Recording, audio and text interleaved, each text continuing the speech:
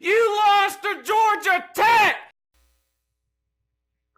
You know, some people think there's too many teams in college football, particularly in the Power Five, right? That maybe, you know, conferences like the SEC with 14 or the Big Ten with 14, the ACC's got 14, Pac-12 and Big 12, well, no one cares about them anyway. But the point is, you got some people think there's too many teams in the Power Five in college football, and it's sort of diluting a lot of the football that we see, right? I mean, you hear this complaint all the time. You got the same teams near the top over and over, blah, blah, blah. You know, maybe those people are onto something. I don't know. Maybe you should combine certain teams, right? Like, keep the schools separate, right? Because, I mean, you got these schools been around forever. So the schools would stay, but maybe combine certain teams, right? For example, what if you could combine the rosters of Miami and Florida State? You'd have a bowl-eligible team. Each of these teams enter week 9 of the 2019 college football season with a total of 3 wins. For all the South Carolina fans that are watching, that's a total of 6. And of course, 6 wins is what you need to become bowl-eligible in modern-day college football. What a shame, Miami and Florida State. Got to look into combining them. Anyway, in today's video, I'm going to do a preview and prediction of some games that I haven't covered yet in the other 2. Of course, every Tuesday, I do an SEC preview and prediction of all the SEC games. And then yesterday, Wednesday, we do a preview and prediction of all the teams in the top 25. That leaves Thursday, otherwise known as Miami and Florida State Day, because they just can't get ranked. Anyway, let's get started.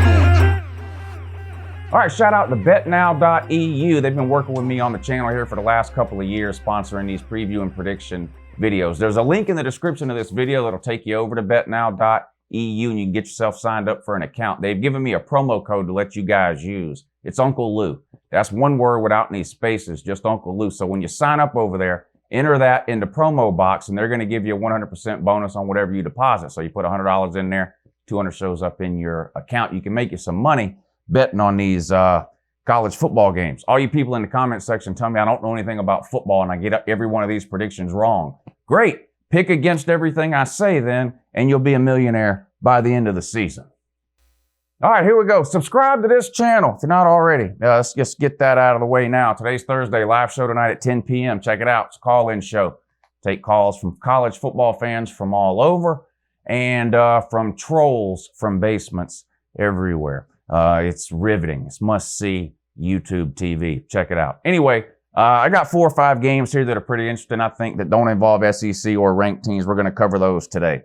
These are going to be in chronological order. So we'll start off with a noon game on Saturday. Miami goes on the road to take on Pitt. This one comes on noon on ESPN. Miami, of course, coming off an unbelievable, head-scratching, embarrassing, there's just no excuse you can make for it. Loss at home to Georgia Tech. You lose to Georgia Tech at home! This is absolutely, I'm at a complete loss for words. You lost to Georgia Tech. How's that possible? That's how you break a TV. A team that everyone assumed was the worst team in the ACC and a contender for worst Power 5 team in America this year. Now, they have plenty of reasons and excuses to be terrible, right? Brand new coaching staff, and that's not really the issue. They're completely overhauling their offense. They've been running the triple option under Paul Johnson for what seems like forever. They finally run him out of town, bring in a guy that's installing a grown-up offense. The problem is you've got a roster full of players who have only ever ran the triple option since they were in Pee Wee League. That's why they ended up at Georgia Tech. No one else wants those players. Let's just be real. And Miami finds a way to lose to them in overtime. Just an unbelievable loss. Miami's season has been an absolute disaster. There's no sugarcoating it. I don't want to hear anything about Manny Diaz, first-year coach. Yeah, A first-year head coach maybe can, should at most cost you a game or two with some time management issues, clock management issues, whatever. There's a learning curve for a head coach. But you look at the talent on Miami's roster, what they had coming back, their record last year. There's just no reason for Miami to be sitting at 3-4 in Week 9 this season. Manny Diaz is going to have to start answering some tough questions. Dan Enos seems like an absolute failure of an offensive coordinator there. Miami's offense is painful to watch. It's just been an absolute embarrassment. They've lost 2 of their last 3, losing to Georgia Tech and Virginia Tech. They somehow managed to beat Virginia, which is weird. That's probably the best of those 3 teams out of Virginia Tech, and Virginia. Virginia's probably the best team. Miami beats them, loses to Virginia Tech and Virginia, 2 or 3 quarterbacks going in and out. They don't know who they want to be their quarterback. Pittsburgh, on the other hand, comes in at 5-2. And they've won 4 straight since losing a close game to Penn State. They lost Penn State 17-10. That seems like forever ago.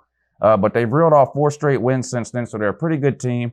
They're playing at home. Miami's got to be demoralized after that loss to Pitt. Pitt's only a 6-point favorite. I don't think that's enough in this game. I think Miami has cashed it in for this year. I think it's over for Miami. It wouldn't surprise me at all if they lost the rest of their games. I'm just going to be honest. They're just a pitiful team. I'm going to take the home team here. Pitt, I think they beat the Handy Mannies by more than 6. Give me Pitt late of 6. Speaking of abject failures and disappointments, Syracuse on the road at FSU. FSU also comes in at 3-4 in Week 9. Just absolutely embarrassing. Now, the good news for Florida State, they get to play at home, coming off a devastating loss to Wake Forest. Now, Wake Forest is not a terrible team. They're one of those ACC teams that's going to win 7-8 games, right? Which is almost every team in the ACC. You got Clemson up here. You got every other team in the ACC in the 7, 8, 9 win range. Then you got Georgia Tech, Miami, and Florida State. And Syracuse. Syracuse has been terrible too. Syracuse might be the biggest disappointment in the ACC, to be honest. A lot of people expected Miami and Florida State to struggle because they have terrible head coaches and that don't really know what they're doing. Syracuse, on the other hand, won 10 games last year. People were raving about this Dino Babers. They were losing their quarterback, but people said, well, they'll still have a pretty good year. They come into this game with the same record as Florida State, Miami, 3-4, and Syracuse is winless in the ACC. That's abominable, like snowman type abominable. I don't understand. Florida State's a 10-point home favorite in this one, 3:30 on ESPN2. Both these teams have lost 2 straight, so somebody's got to snap the losing streak. I like Florida State to rebound and get the win here. They've looked good at times this year. There's been several games where they looked like good in the first half and then collapsed in the second half. They've put together a couple of complete games, whereas Miami has just sort of been hovering around mediocre to below average all year long. I like Florida State's chances this week to rebound definitely a lot better than Miami's chances. Florida State's at home, Miami's on the road. Florida State's playing a bad Syracuse team. Miami's got to play a pretty good Pitt team on the road. I actually like Florida State to win this game convincingly. I'm going to take the home team here. Give me the Seminoles late of 10 points. They're still terrible, though. Indiana at Nebraska. Now, this game may not be interesting on the surface. Indiana's actually 5-2. That may come as a surprise to some people. Nebraska, 4-3. That's surprising, too, because Nebraska had some high hopes and expectations. Some of it may have been a little bit unrealistic based on what Scott Frost did year 2 at Central Florida with a much easier schedule than what he has to face in the Big Ten, which is what everyone tries to tell Central Florida all the time, and they don't want to hear it.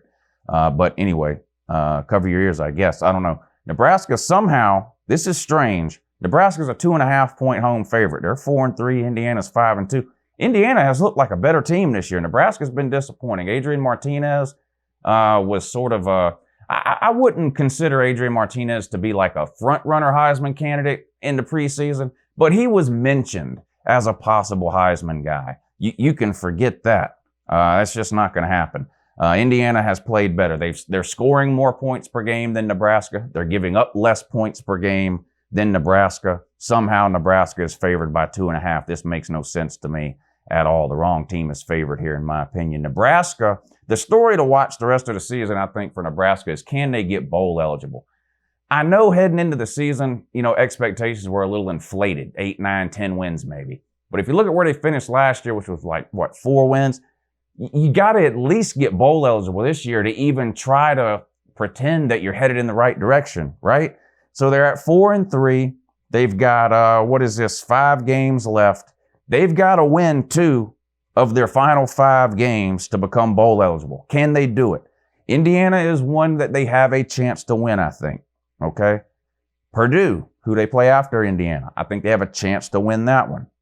Wisconsin, no, they're not beating Wisconsin.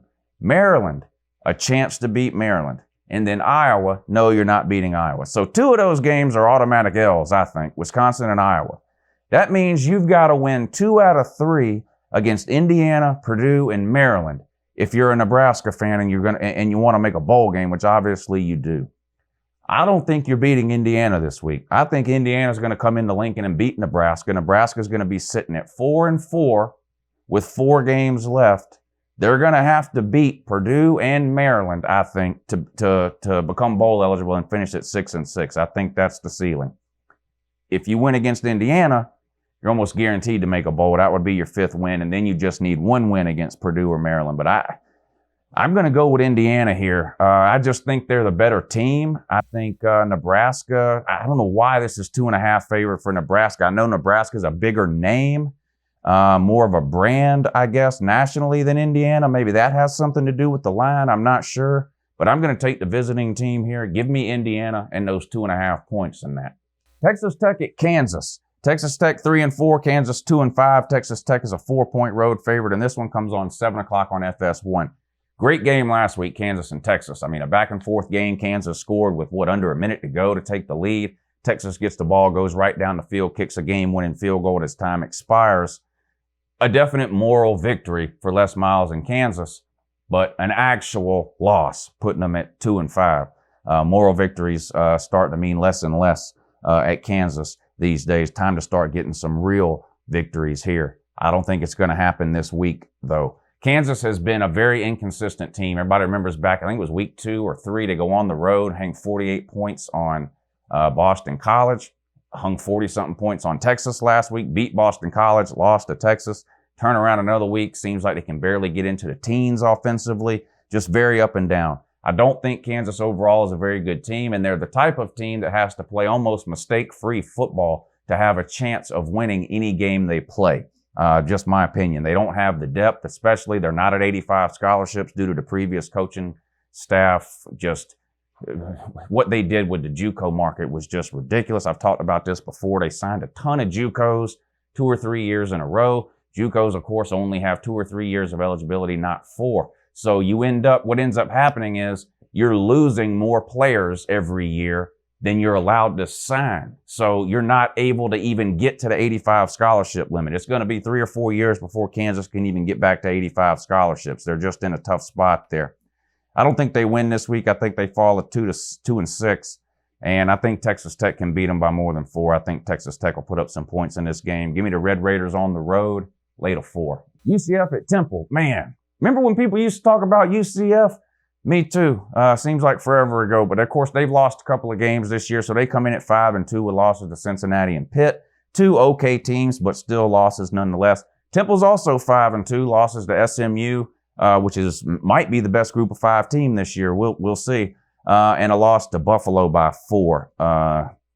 Would have been nice if they could have beat that Buffalo team, been sitting here at 6-1, but they're 5-2. UCF's favored by 11 in this game. Is UCF still getting a little bit of hype from what they were as opposed to what they actually are? Maybe. Temple's a pretty good team. I mean, they've played well this year. Like I said, they're 5-2.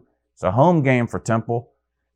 I wouldn't be surprised if UCF wins this game. I just can't lay 11 right now. Now, it used to be you could lay any amount of points you wanted with UCF, because they were purposely trying to cover to impress the voters so that they could potentially make a playoff, which me and you knew was never going to happen, but they were living in that fantasy world. Those dreams are out the window now. I'm going to take the home team, the Owls here, to keep it closer than 11. All right, that's it for all the previews and predictions for this week. Did the SEC on Tuesday, top 25 yesterday, Wednesday, and then today. A few other games that are interesting to me. Florida State, Miami. Listen, no matter how bad they get, it almost becomes more fun to watch Miami and Florida State the worse they get, right? It's fun to watch the really, really good teams. the sort of middle of the road average teams, not that much fun to watch them, right? Duke and North Carolina are playing this weekend. If it was basketball, maybe you get excited. Those are, middle of the road average teams. Not a lot of excitement involved in games like that. But watching Miami and Florida State, 2 complete failures, both of which have a chance to lose again this weekend. That is exciting. I'll be checking those games out. Don't forget, I'm doing 2 game streams this Saturday too. I'm going to stream at noon on YouTube, and there's some good games coming on at noon, most notably, of course, Wisconsin versus Ohio State. So if you're at home watching the Wisconsin-Ohio State game this Saturday, join us here on the channel.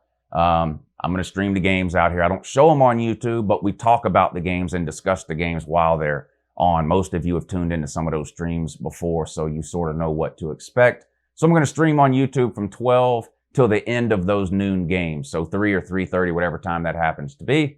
Then I'm going to do a second stream over on the Patreon page from 3:30 till 7 or 7:30.